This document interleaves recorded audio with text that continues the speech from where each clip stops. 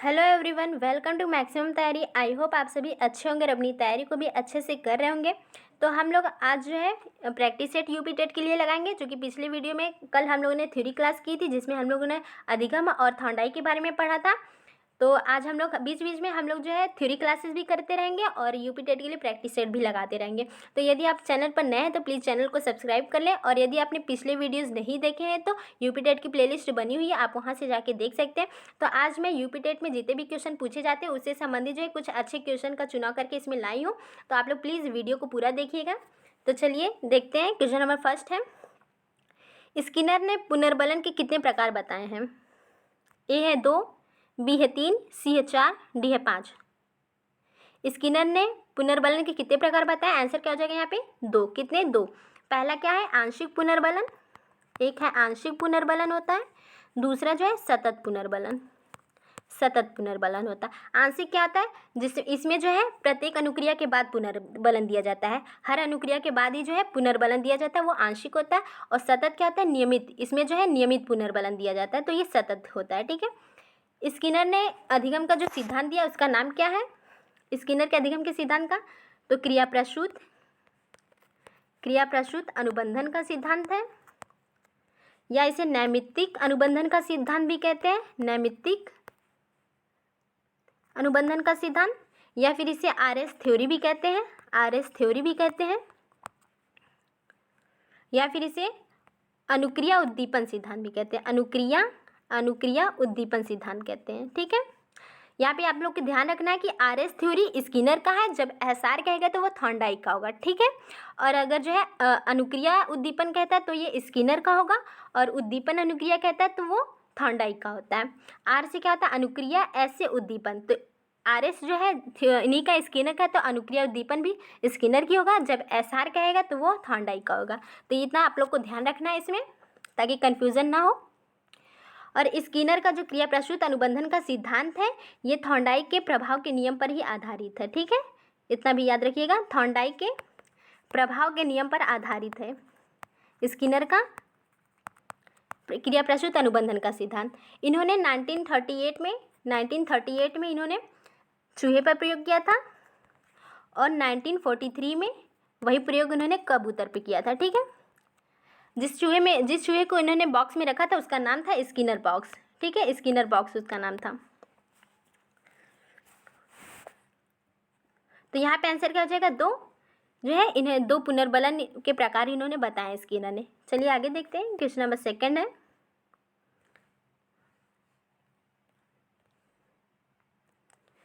Kohler निम्न में से किससे संबंधित है? ए है अभिप्रेरणा का सिद्धांत, बी है विकास के सिद्धांत से, सी है व्यक्तित्व का सिद्धांत, डी है अधिगम का सिद्धांत।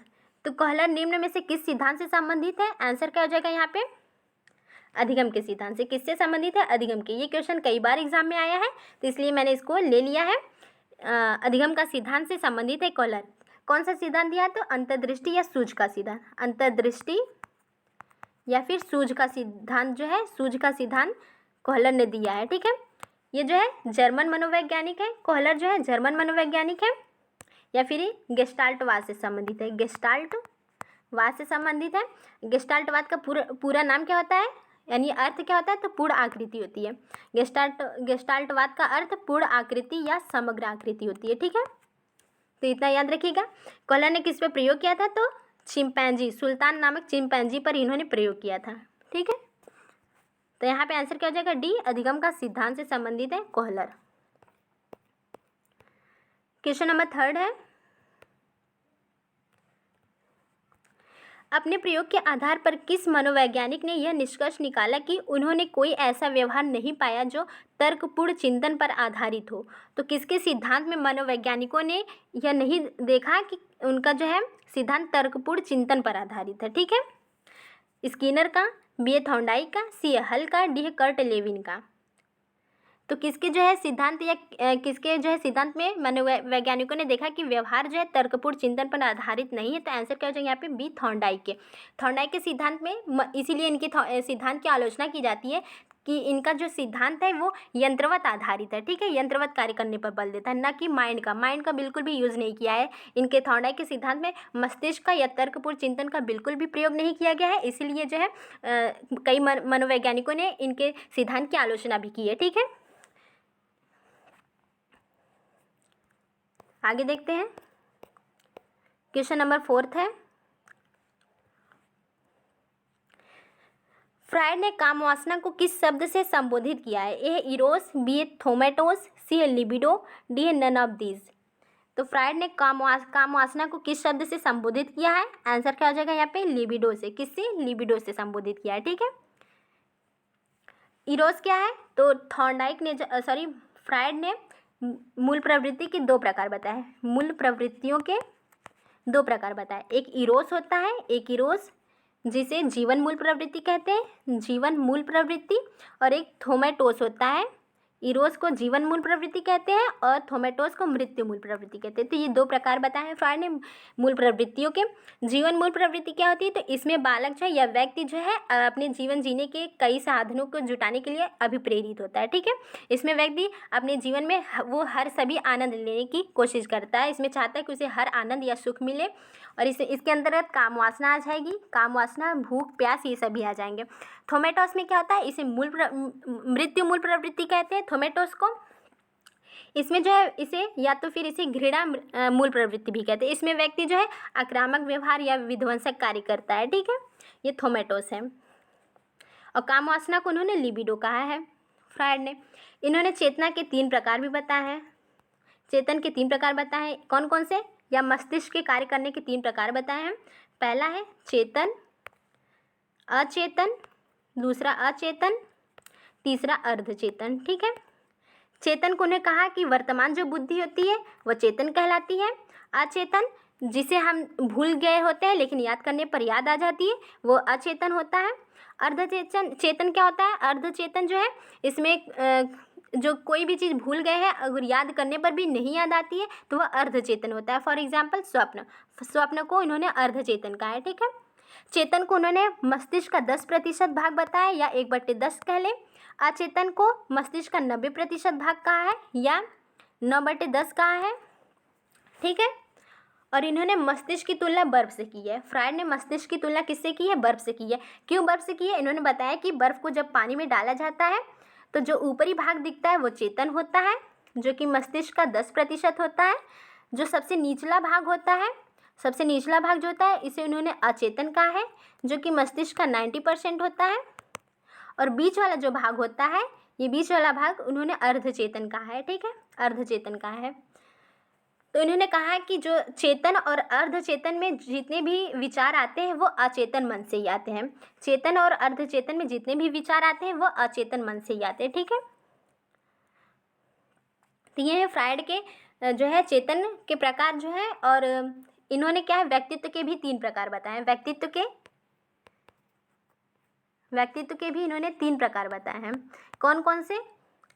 तो एक है इदम या इड कहते हैं इसे, दूसरा है अहम या ईगो कह लें, और तीसरा है पराहम, सुपर ईगो कहते हैं, ठीक है। इसको सुपर ईगो कहते हैं। इदम में क्या होता है? इदम जो होता है ये अपनी जो है हर सुख को प्राप्त, अपने जीवन में हर सुख को प्राप्त करना चाहता है। हर जो है मतलब ये जो है सोचता है कि उसे हर सुख, वो जितनी भी इच्छाएं हैं वो अपनी इच्छाओं की पूर्ति करना चाहता है। अहम क्या होता है? अहम जो है वास्तविकता में जीता है, और ये जो है हर चीज़ को मतलब पहले सोचता विचारता कि ये अगर ये करने से इसका परिणाम क्या होगा, इसको करना चाहिए या नहीं करना चाहिए, ठीक है। ये अहम सोचता है। पराहम में क्या है? पराहम जो है किसी भी गलत कार्य को करने की इजाज़त नहीं देता है, वो कोई भी गलत कार्य नहीं करता है, पराहम जो होता है। फॉर एग्जाम्पल देख लें, इदम में क्या होता है? इदम में जो है काम वासना अधिक पाई जाती है। इदम में जो है व्यक्ति अपनी काम वासना की पूर्ति करना चाहता है। और अहम में क्या होता है? वो सोचता है कि किसी भी चाहे साम दाम दंड भेद के कोई भी प्रकार यूज़ कर ले, किसी भी प्रकार से बस अपनी इच्छाओं की उसकी पूर्ति होनी चाहिए। अहम में क्या करता है? अहम सोचता है अगर उसे काम वासना जागृत होती है तो भी वो सोचता है कि यदि कोई और देखेगा या फिर सबके सामने कैसे कोई भी चीज़ किया जाए, ठीक है, तो वो सोचता है तो वहीं पर वो रुक जाता है, वो अच्छा भला सोचता है, ठीक है, अहम जो है। पर अहम क्या है? पराहम जो है कोई भी गलत कार्य करता ही नहीं। फॉर इसमें जो है पराहम में पिता, माता पिता आ जाएंगे पराहम में, ठीक है। और अहम जो है इन दोनों के बीच का कार्य करता है, ठीक है। इन दोनों के बीच में का जो है कार्य करता है, बीच में होता है अहम। अहम जो है अच्छा भी कर सकता है, अगर चाहे तो अच्छा भी कर सकता है और ख़राब भी कर सकता है, ठीक है। तो ये अहम होता है। तो फ्रायड के व्यक्तित्व के 3 प्रकार भी हम लोगों ने देख लिया। आगे देखते हैं। क्वेश्चन नंबर 5 है, बुद्धि का समूह कारक सिद्धांत किसने दिया है? ए है थर्स्टन ने, बी है थॉर्नडाइक ने, सी है गिलफोर्ड ने, डी है स्पीयरमैन ने। तो बताइए किसने दिया है बुद्धि का समूह कारक सिद्धांत? आंसर क्या हो जाएगा यहाँ पे? ए हो जाएगा, थर्स्टन ने दिया है। किसने दिया है? थर्स्टन ने दिया है। कितने प्रकार के उन्होंने समूह कारक सिद्धांत में 9 प्रकार की बुद्धि बताई है उन्होंने, ठीक है। 9 प्रकार की बुद्धि के बारे में बताया है। और वो 9 प्रकार की बुद्धि कौन है? तो कौन है? NVS, WRM और है PDI-PS। एक N है, एक V है, एक S, WRM, P और DI एक ही में है और PS एक में ही है, ठीक है। ये इस तरह से आप लोग याद कर सकते हैं 9 प्रकार की बुद्धि। N से क्या है? न्यूमेरिकल एबिलिटी, सांख्यिकी योग्यता, न्यूमेरिकल है। V से वर्बल, शाब्दिक। S से स्पेशियल एबिलिटी या स्थानिक बुद्धि कह सकते हैं, योग्यता। W से क्या है? वर्ड फ्लुएंसी, शब्द प्रवाह, वर्ड फ्लुएंसी W से। R से रीजनिंग, तार्किक योग्यता हो जाएगी। M से क्या है? M से मेमोरी, स्मृति योग्यता। P से क्या हो जाएगी? परसेप्चुअल यानी कि प्रत्यक्षात्मक योग्यता। और DI से क्या है? डिडक्टिव एंड इंडक्टिव में, ठीक है। डिडक्टिव और इंडक्टिव। डिडक्टिव से क्या है? निगमन। I से इंडक्टिव से क्या? आगमन, ठीक है। ये निगमन आगमन हो गया। और PS क्या है? P से प्रॉब्लम सॉल्विंग, P से प्रॉब्लम ऐसे सॉल्विंग हो जाएगी, ठीक है, समस्या समाधान। तो ये 9 प्रकार की बुद्धि इन्होंने बताई है थर्स्टन ने। तो आप इस तरह से याद कर लेंगे तो आसानी रहेगी, भूलेगा भी नहीं। NVS, WRM, PDI, PS। NVS, WRM, NVS एक साथ याद रखिए। WRM, WR फिर W का उल्टा M हो जाएगा, W का उल्टा M हो जाएगा, WRM, PDI, PS, PDI, PS, ठीक है। इस तरह से आप इसको याद रख सकते हैं। थॉर्नडाइक, इन्होंने त्रुटि प्रयास का नियम दिया है। थॉर्नडाइक ने अभी बताया कि इनके सिद्धांत को SR भी कहते हैं, SR थ्योरी भी कहते हैं, SR बॉन्ड थ्योरी भी कहते हैं इनके सिद्धांत को, ठीक है। इन्होंने बिल्ली पर प्रयोग किया था, भूखी बिल्ली पर। साथ में भूखी बोला करिए, भूलेगा नहीं, इस तरह से भूखी बिल्ली पर किया था, ठीक है, थॉर्नडाइक ने। तो ये थॉर्नडाइक और गिलफोर्ड किससे संबंधित है? तो और थॉर्नडाइक के बारे में और भी देख लेते हैं। इन्होंने बुद्धि के 3 प्रकार बताए। बुद्धि के इन्होंने 3 प्रकार बताए, कौन कौन से? तो एक बताया है अमूर्त बुद्धि, सामाजिक बुद्धि और एक यांत्रिक या गामक बुद्धि का है। अमूर्त बुद्धि किस में देखने को मिलेगी? जो पढ़ने में रुचि लेता है, जैसे कि डॉक्टर हो गया और वैज्ञानिक हो गए या लेखक हो गए। सामाजिक बुद्धि नेता लोगों में देखने को मिलेगी। यांत्रिक बुद्धि जो इंजीनियर है, यांत्रिक या गामक बुद्धि इंजीनियर। गैरेट ने भी इसी तरह बुद्धि के 3 प्रकार बताए हैं, लेकिन जहाँ पे थॉर्नडाइक ने यांत्रिक या गामक शब्द का यूज़ किया है, वहीं पे गैरेट ने मूर्त शब्द का यूज़ किया है, ठीक है। गैरेट का मूर्त, अमूर्त और सामाजिक बुद्धि है, ये गैरेट के अनुसार 3 प्रकार है। जहाँ जो है थॉर्नडाइक ने यांत्रिक यूज़ किया है, वहीं जो है गैरेट ने मूर्त यूज़ किया है, ठीक है। गिलफोर्ड ने बुद्धि का त्रिविमीय सिद्धांत दिया है। बुद्धि का त्रिविमीय सिद्धांत दिया गिलफोर्ड ने। बुद्धि का त्रिविमीय सिद्धांत दिया है गिलफोर्ड ने। त्रिविमीय, इसमें 3 विमाएं उन्होंने बताई बुद्धि की, कौन कौन सी? तो एक है, पहला संक्रिया है, दूसरा विषय वस्तु और तीसरा है उत्पाद, ठीक है। जब इन्होंने 3 विमाएं बताई थी, इसके अंतर्गत संक्रिया के अंतर्गत 5 तत्व इन्होंने बताए। और 1967 में इन्होंने संक्रिया के अंतर्गत 5 तत्व बताए, विषय वस्तु के अंतर्गत 4 तत्व बताए और उत्पाद के अंतर्गत जो है 6 तत्व बताए, ठीक है। तो टोटल मिलाकर 120 तत्व इन्होंने कारक बताए थे। 5 20, 5 गुणे 20, 5 गुणे 4 20 हो जाएगा, 20 6 120। तो उन्होंने जब 1967 में बताया कि उन्होंने 120 कारक बताए, लेकिन फिर उन्होंने इसमें संशोधन किया, 1980 में संशोधन किया और इसमें जो है संक्रिया के 5 बताए, विषय वस्तु के इन्होंने 6 तत्व बता दिए और उत्पादक के भी 6 बता दिए। तो टोटल मिला के इन्होंने 180 बताए। लेकिन फिर 1980 में ही इन्होंने संशोधन कर दिया फिर से, और उसको जो है घटा करके जो विषय वस्तु था इसमें घटा के 5 ही तत्व कर दिए, 5 तत्व ही कर दिए, ठीक है। और बल्कि संक्रिया और उत्पाद में इन्होंने परिवर्तन नहीं किया, केवल विषय वस्तु में परिवर्तन किया और जो है 150 तत्व हो गए। फिर 1980 में जब फिर से संशोधन किया तो 150 तत्व हो गए। तो ये इनके बारे में याद रखिएगा इतना आप लोग। अब वो 5 तत्व और विषय वस्तु के अंतर्गत जो 4 तत्व या 5 तत्व है या उत्पाद के अंतर्गत जब जो है हम गिलफोर्ड से क्वेश्चन लेकर आएंगे तो उसमें जो है डिटेल में बताएंगे, काफ़ी लंबा हो जाएगा वीडियो नहीं तो, इसलिए इतना आप लोग इसमें याद रखिएगा, ठीक है। स्पीयरमैन ने क्या किया है, स्पीयरमैन ने बुद्धि के द्विकारक सिद्धांत दिया है, बुद्धि का द्विकारक सिद्धांत स्पीयरमैन ने दिया है। कौन कौन सी, तो एक जी फैक्टर बताया है सामान्य बुद्धि या सामान्य कारक, और एक एस फैक्टर बताया है विशिष्ट कारक। जी फैक्टर जो है सभी में पाए जाते हैं, जी कारक जो है सभी में सामान्य बुद्धि पाई जाती है, ये जन्मजात होती, जबकि एस फैक्टर जो है ये सभी में जन्मजात नहीं होती है, बल्कि यह बाहर से अर्जित किया जाता है और जो है ये सभी में पाया नहीं जाता है, ठीक है। तो ये बुद्धि के बारे में कुछ हो गया। आगे देखते हैं, क्वेश्चन नंबर 6 है, टर्मन और मेरिल ने बिने साइमन मापनी का पुनर्निर्माणीकरण किया था। ए है फ्रांस के प्रतिदर्शों के अनुसार, बी है अमेरिका के प्रतिदर्शों के अनुसार, सी है भारत के प्रतिदर्शों के अनुसार, डी है जर्मनी के प्रतिदर्शों के अनुसार। तो ये क्वेश्चन मैंने एक बार दोबारा फिर से लाया, इसको किसी वीडियो में मैंने इसको कराया भी था। तो इसको आप बताएं कि टर्मन और मेरिल ने बिने साइमन मापनी का पुनर्निर्माणीकरण किसके आधार पे किया है, किसके अनुसार। तो आंसर यहाँ पे क्या हो जाएगा, बी अमेरिका के प्रतिदर्शों के अनुसार। किसके अनुसार पे, अमेरिका के प्रतिदर्शों के अनुसार। पहले देख लीजिए, बिने जो है, बिने को बुद्धि परीक्षण का जनक कहते हैं, बिने को बुद्धि परीक्षण का जनक कहते हैं।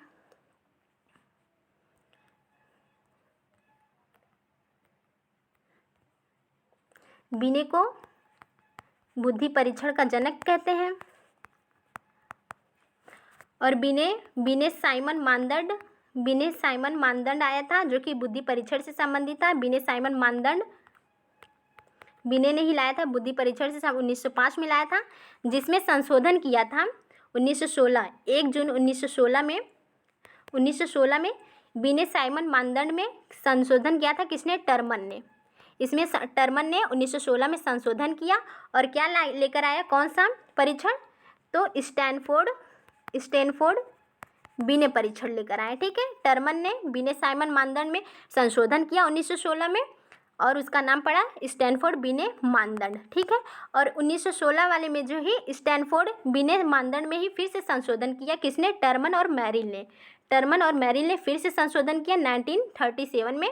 1937 में फिर से इन्होंने संशोधन किया और किसके आधार पे किया, तो उसका नाम ही पड़ा था टर्मन मेरिल बिने साइमन मानदंड पड़ा, ठीक है। टर्मन मेरिल मानदंड पड़ा उसका नाम, और किसके आधार पे था, तो अमेरिका के प्रतिदर्शों के अनुसार, ठीक है।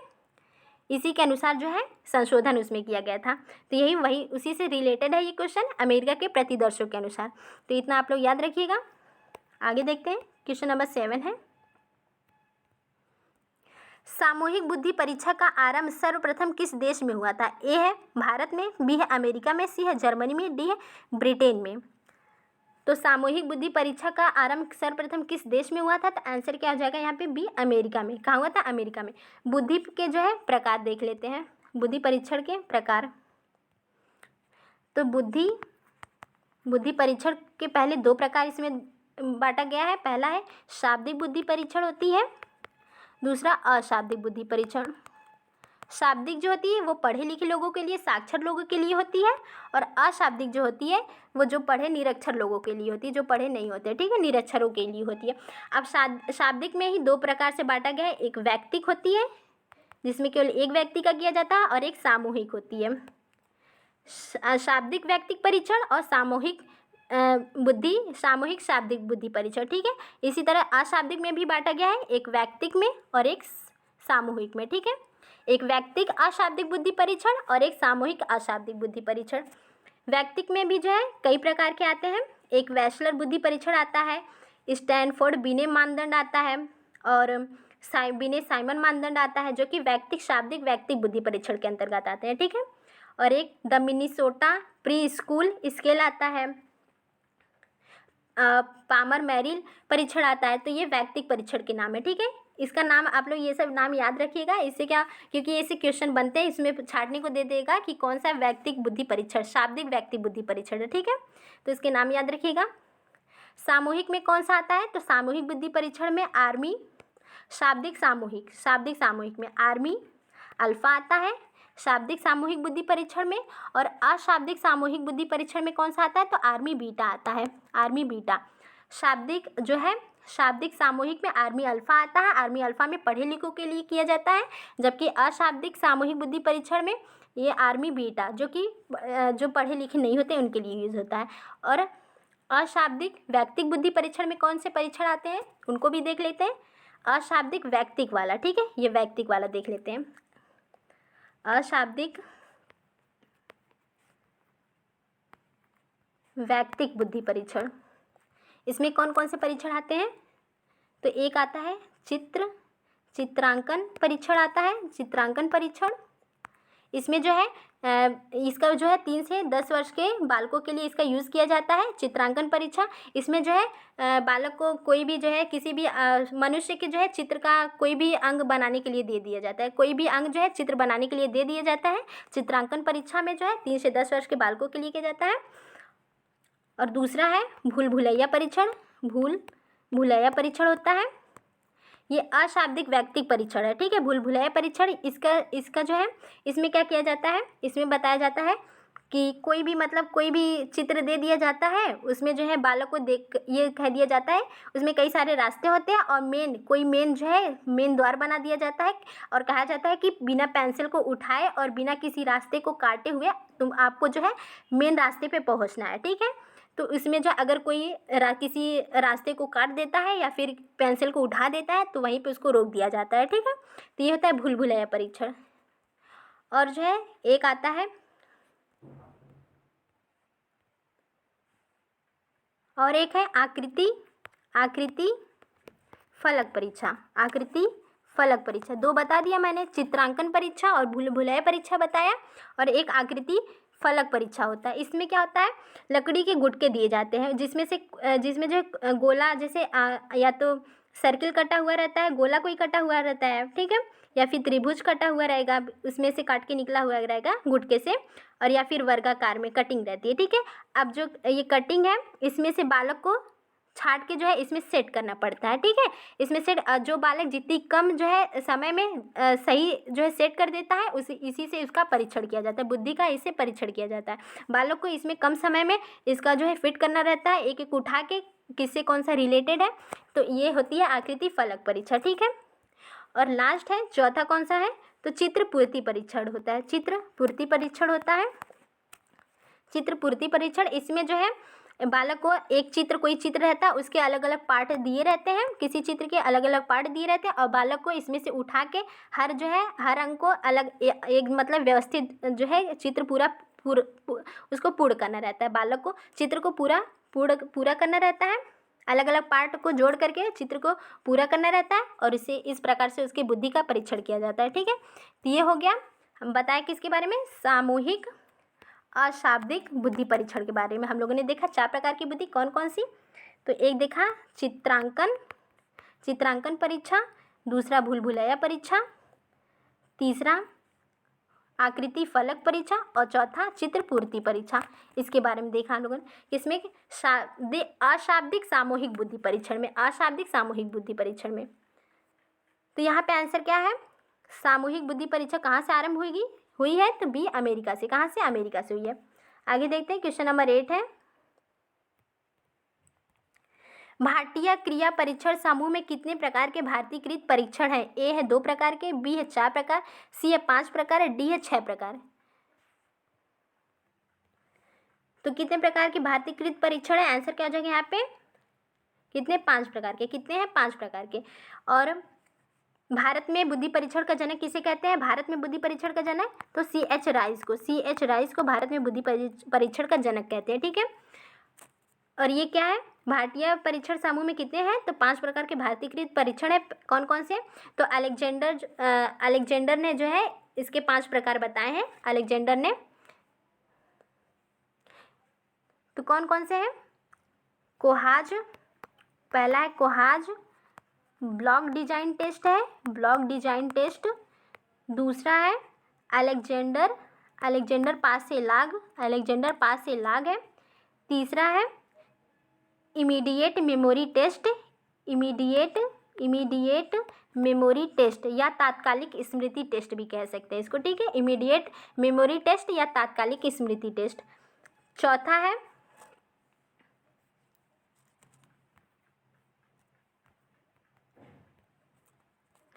कौन सा है? तो चौथा है पैटर्न ड्राइंग टेस्ट। ठीक है, drawing test, pattern drawing test है, ये चौथा हो गया। 5वां कौन सा है? तो 5वां है पिक्चर कंस्ट्रक्शन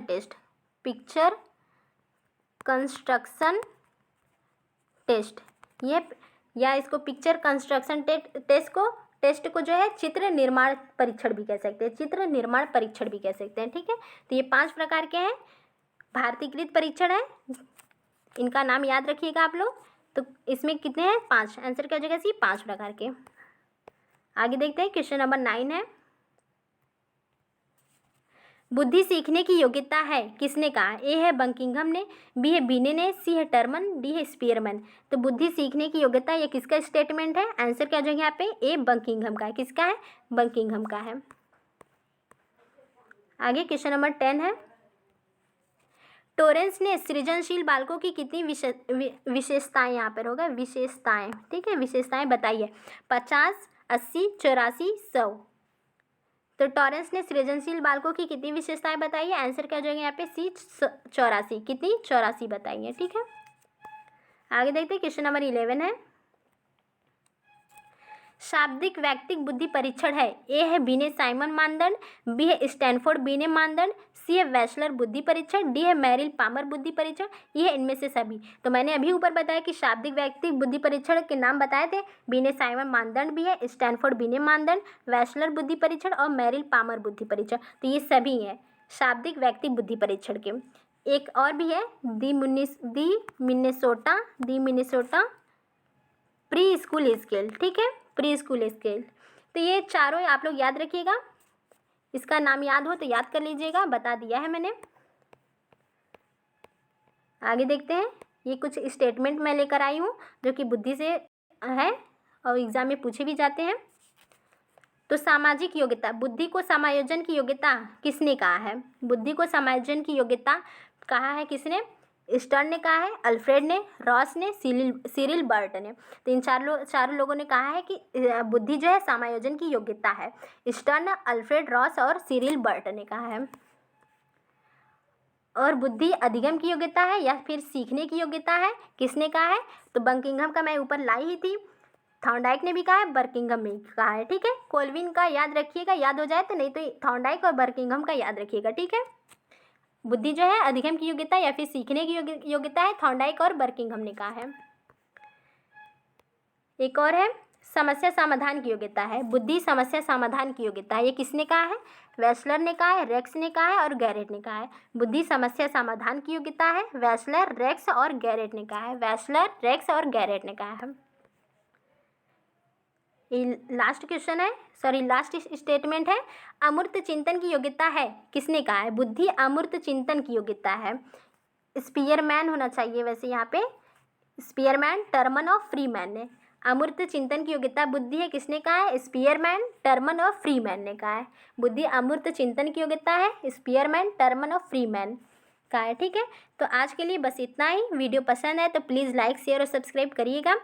और याद रखिएगा, जितने भी क्वेश्चन मैंने बताए ये सभी एग्जाम में आते हैं, तो ये सभी आप लोग याद रखिएगा।